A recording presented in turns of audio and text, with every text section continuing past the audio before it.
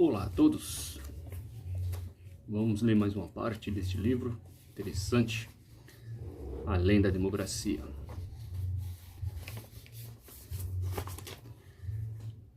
Por que tudo continua piorando? Teoricamente, as pessoas poderiam votar por um sistema diferente, menos burocrático e menos desperdiçador. Na prática, isso não é provável que aconteça, já que existem muitas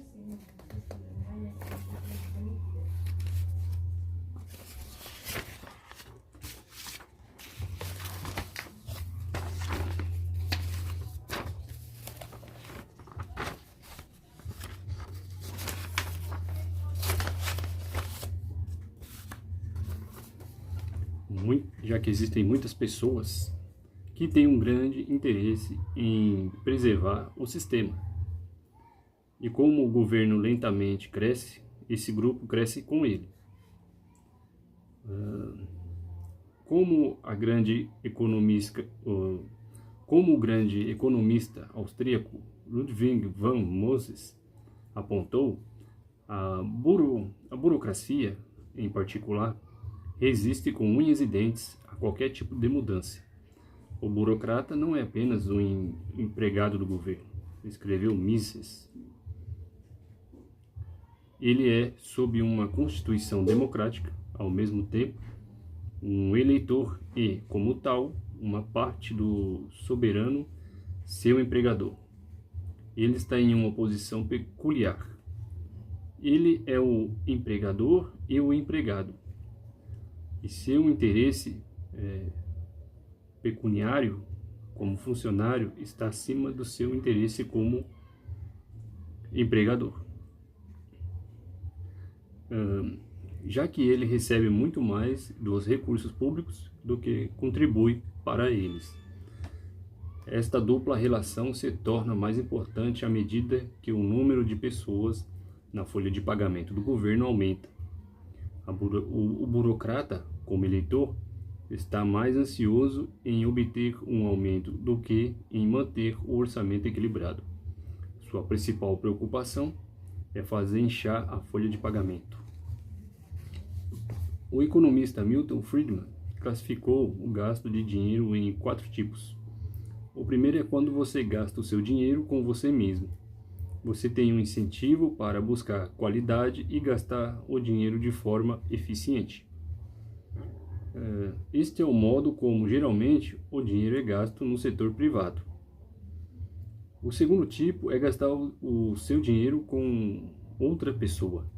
Por exemplo, quando você compra jantar para alguém, você certamente se preocupa com a qualidade, com a quantidade de dinheiro que você gasta, mas está menos interessado na qualidade. O terceiro tipo é quando você gasta o dinheiro de outra pessoa consigo mesmo, como quando você almoça a conta de sua empresa. Você vai sentir pouco incentivo para ser frugal, mas você vai se esforçar para escolher o melhor almoço. A quarta forma é quando você gasta o dinheiro de alguém com outra pessoa. Nesse caso, você não tem motivos para se preocupar com a qualidade ou o custo. Este é o modo como, geralmente, o governo gasta o dinheiro dos impostos. Os políticos raramente são responsabilizados pelas medidas que implementam e que acabam sendo prejudiciais a longo prazo. Eles recebem elogios por suas boas intenções e pelos resultados iniciais positivos de seus programas. As consequências negativas em longo prazo, por exemplo, dívidas que precisam ser reembolsadas, serão da responsabilidade de seus sucessores. Por outro lado, os políticos têm pouco incentivo para executarem programas que obtenham resultados depois que eles tenham deixado o cargo, porque estes resultados serão creditados aos futuros líderes. Assim, os governos democráticos invariavelmente gastam mais dinheiro do que recebem. Eles resolvem este problema aumentando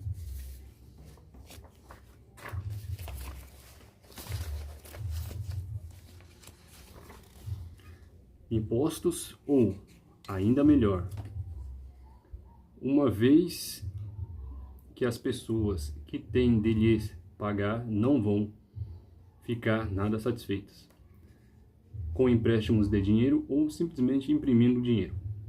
Note que eles tendem a contrair empréstimos em seus bancos favoritos, que posteriormente serão resgatados pelo governo, se ficarem com demasiadas dívidas.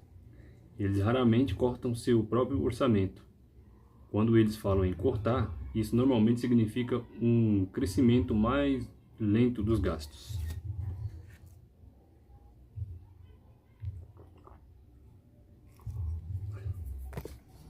Imprimir dinheiro, claro, leva à inflação, o que implica numa redução constante no valor da poupança das pessoas. Pedir o dinheiro emprestado faz com que a dívida nacional aumente e leva a pagamentos de juros para gerações futuras. Atualmente, as dívidas públicas de quase todas as democracias do mundo se tornam tão altas que é bem improvável que venham a ser pagas algum dia. O que é pior é que instituições, como fundos de pensão, compraram massivamente dívidas públicas, sob a suposição de que este seria um bom investimento em longo prazo. Isto é uma piada cruel. Muitas pessoas nunca irão receber a pensão com que contavam porque o dinheiro que colocaram em seus fundos de pensão já foi desperdiçado. No entanto, apesar de todos esses problemas que a democracia traz, continuamos a esperar e a acreditar que, após as próximas eleições, tudo vai mudar. Isso nos deixa preso em um círculo vicioso.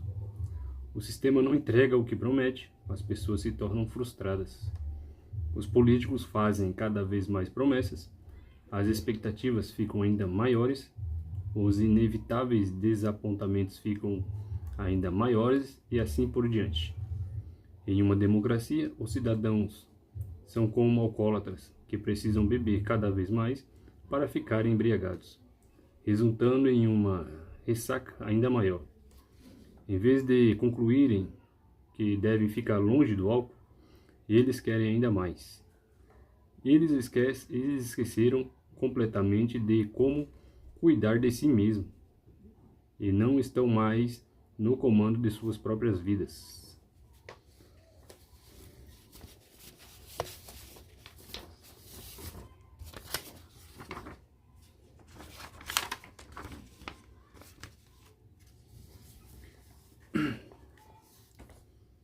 Por que precisamos de menos democracia? A questão é saber quanto tempo esta situação pode continuar, dado o descontentamento na sociedade e a instabilidade do sistema político e econômico. Muitas pessoas percebem que há algo errado com o sistema. Políticos e líderes de opinião lamentam a fragmentação do cenário político, a inconstância do eleitorado, a superficialidade e o sensacionalismo da mídia. Os cidadãos se queixam de que os políticos não os escutam, que eles não recebem o que lhes é prometido e que o Congresso é uma farsa, uma paródia de um governo. No entanto, eles responsabilizam os políticos errados ou a imigração ou a globalização e não as deficiências inerentes ao próprio sistema democrático.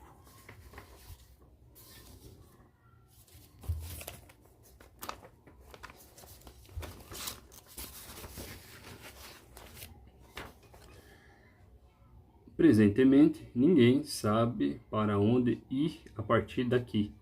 Todo mundo está preso na visão de túnel chamado democracia. A única solução que as pessoas conseguem pensar é mais democracia, ou seja, mais intervenção governamental. São os jovens que bebem muito álcool? Vamos elevar a idade de beber? São os doentes crônicos negligenciados em casas de repouso? Nos envie mais inspetores do governo? Existe falta de inovação? Instalaremos um conselho de inovação governamental. As crianças aprendem muito pouco na escola? Criemos mais testes? A criminalidade está aumentando? Criemos um novo departamento governamental? Regule, proíba, force, desencoraje, verifique, fiscalize, mime, reforme e, acima de tudo, jogue dinheiro em cima dos problemas. E se tudo isso não funcionar? Eventualmente, o clamor com um grande líder será ouvido. Um homem forte para pôr um fim ao cacarejar e garantir a lei e a ordem. Há uma certa lógica por trás disso. Se tudo precisar ser regulado pelo Estado, então por que não ter essa regulação feita corretamente por um ditador benevolente? Acabe-se com a indecisão sem fim, as brigas, a ineficiência, mas isso seria um negócio do diabo. Nós iríamos obter lei e ordem. Isso é verdade, mas o preço seria o fim do dinamismo, da liberdade e do crescimento. Felizmente não há outra maneira, mesmo que muitas pessoas possam achar difícil de imaginar. O caminho é menos democracia, menos Estado, mais liberdade individual. Como este ideal libertário pode parecer na prática, é o tema do último capítulo deste livro.